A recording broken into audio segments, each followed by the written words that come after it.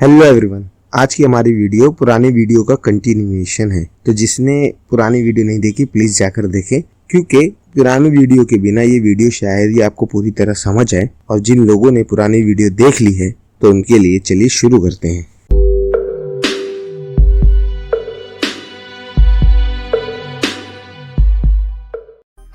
Different character होने की वजह से एक ही स्टोरी एक ही सिचुएशन में अलग अलग कैरेक्टर से अलग अलग एक्सपेक्ट के जरिए दिखाई जाती है। फॉर एग्जाम्पल एक इंद्रधनुष को ले लीजिए। इंद्रधनुष के अंदर 7 रंग होते हैं। अगर आप उन्हें गौर से देखें तो हर रंग भले से ही अलग होता है, बट बेसिकली वो सिर्फ एक लाइट ही होते हैं। लाइट्स होने के बावजूद उनके अलग अलग वेरिएशन ऑफ कलर की वजह से एक इंद्रधनुष हमें इतना खूबसूरत नजर आता है। जैसे रेमी के पापा की अपनी एक पर्सनैलिटी, रेमी के भाई की अपनी एक पर्सनैलिटी, ईगो की अपनी एक पर्सनैलिटी, कोहली की अपनी पर्सनैलिटी। ये कैरेक्टर एक दूसरे से कोई भी रिलेटेबल या कनेक्टेड नहीं है। ये हर कोई अपने हिसाब से इंडिविजुअली वर्क करता है। हर किसी का डिसीजन, हर किसी की थिंकिंग अलग है, हर किसी का एक्ट करना अलग होता है।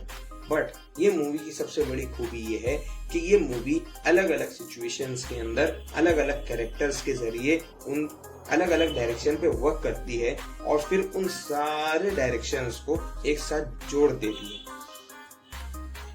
इससे एक फायदा ये भी होता है कि एक ही वक्त स्क्रीन पर हमें कई चीजें होती हुई नजर आती हैं।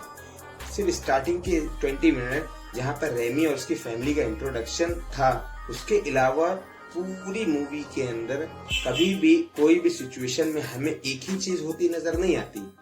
अगर रेमी फर्स्ट टाइम किचन के अंदर झांक रहा होता है तो उसी के जरिए हमें किचन के अलग अलग कैरेक्टर्स को इंट्रोड्यूस कराया जाता है और उसी के साथ हमें मूवी का सेकंड कैरेक्टर लिंग्विनी को भी दिखाया जाता है। जब रेमी किचन से भाग रहा होता है तो उसी वक्त लिंग्विनी के जरिए सूप खराब किया जाता है। या फिर जब रेमी और लिंग्विनी एक दूसरे के साथ काम करने के तरीके को खोज रहे होते हैं, उसी वक्त कोहली और लिंग्विनी का रिलेशनशिप और स्किनी की हरकतों को दिखाया जाता है। एक सीन पर अलग अलग कैरेक्टर्स को अलग अलग पर्सनैलिटी देने की वजह से और उनका हर सिचुएशन पर इंडिविजुअली एक्ट करने की वजह से ये चीज पॉसिबल होती है। और ये चीज देखने में जितनी अच्छी और सिंपल नजर आती है, इसे लिखना और डायरेक्ट करना उतना ही मुश्किल होता है। अब मूवी की उन खूबियों के बारे में बात करते हैं जिसने सच में झंडे गाड़ दिए हैं। ये मूवी अपने विलन को जिस तरह से इंट्रोड्यूस कराती है, अगर उसे मैं अपनी जुबान में बोलूं, ये गब्बर फॉर्मूला ही नजर आता है। जिस तरह शोले में आधी मूवी तक का गब्बर का तो कुछ पता ही नहीं होता, मगर फिर भी लोगों के जरिए और उसकी हरकतों के जरिए हम व्यूवर्स के अंदर उसका खौफ बैठा दिया जाता है। बिल्कुल उसी तरह ये मूवी ईगो को ऑन स्क्रीन दिखाए बिना ही हमारे दिल के अंदर उसका डर और खौफ बैठा चुकी होती है। ईगो के आर्टिकल की वजह से अगस्टो की मौत और अगस्टो की मौत की वजह से स्किनी का ऊपर आना और स्किनी की वजह से हमारे मेन कैरेक्टर्स का ये स्ट्रगल। मूवी कई और तरीके से ईगो के इम्पोर्टेंस या उसका डर और खौफ हमारे दिल में बैठाती है, जैसे कि उसका बॉडी स्ट्रक्चर या उसके अलावा एंट्री और उसके एग्जिट या फिर उसके रहते हुए रिपोर्टर्स का रिएक्शन। और जब एंड में ईगो के कैरेक्टर का कंक्लूजन होता है तो बिना हमें स्क्रीन पे ज्यादा टाइम उसे देखे भी हमारे दिल को राहत मिलती है। अगर मैं कभी मूवी के एंडिंग्स पर कोई लिस्ट बनाऊंगा तो जरूर रोटाटोई उस लिस्ट में ऊपर ही होगी। इस मूवी की एंडिंग जिस तरह हमें दिखाई गई है, शायद ही इससे परफेक्ट कोई और एंडिंग हो सकती होगी। फ्रॉम रेमी टू रेमी के पापा, लिंग्विनी, कोहली और एगो एंड स्किनी, ये मूवी इन सारे कैरेक्टर्स को एक ही सिचुएशन और एक ही टाइम पर इनके आर्कों को कंप्लीट करती है। फ्रॉम रेमी के पापा जिनकी मेंटेलिटी को चेंज करती है, लिंग्विनी जो कि पूरा क्रेडिट रेमी को देने लगता है, और रेमी जो कि शुरू से अपने चूहे और शेफ के स्ट्रगल में फंसा होता है, वो भी अपने कंक्लूजन पे आ जाता है। कोहली और स्किनी के कैरेक्टर आर्क के कंप्लीट होने के बाद सबसे बेस्ट जो आर्क की एंडिंग है वो ईगो की होती है। मतलब इस मूवी को देखते वक्त जितने भी मेरे ख्याल जहन में थे कि इस मूवी को एक राइटर या एक डायरेक्टर किस तरीके से एंड कर सकता है, वो सारे आइडियाज जिस तरह से ये मूवी हमें एंडिंग दिखाती है उसके सामने फेल हो जाते हैं।